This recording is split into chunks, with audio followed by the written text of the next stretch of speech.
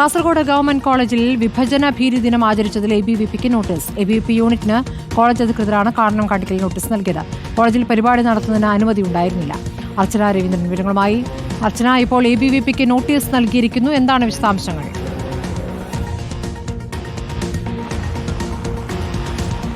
ഇന്ന് രാവിലെയായിരുന്നു ഇത്തരത്തിലൊരു ദിനം ABVPന്റെ ഭാഗത്ത്, അല്ലെങ്കിൽ ABVP ഇന്ന് ആചരിക്കുന്ന ഒരു സാഹചര്യം ഉണ്ടായത്. ഏകദേശം 20ഓളം പ്രവർത്തകരാണ്, ABVPയുടെ പ്രവർത്തകരാണ് ഇത്തരത്തിൽ ദിനം ആചരിക്കാൻ ഉണ്ടായതും.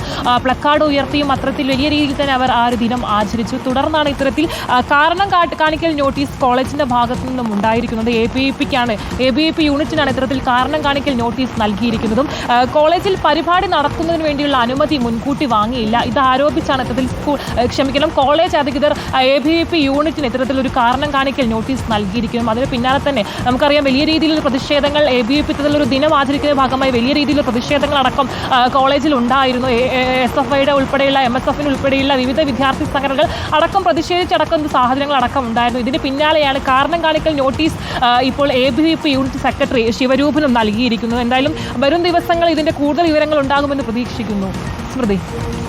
ശരി, കാസർഗോഡ് ഗവൺമെന്റ് കോളേജിൽ വിഭജന ഭീതി ദിനം ആചരിച്ചതിലാണ് ABVPക്ക് കോളേജ് അധികൃതർ നോട്ടീസ് നൽകിയിരിക്കുന്നത്.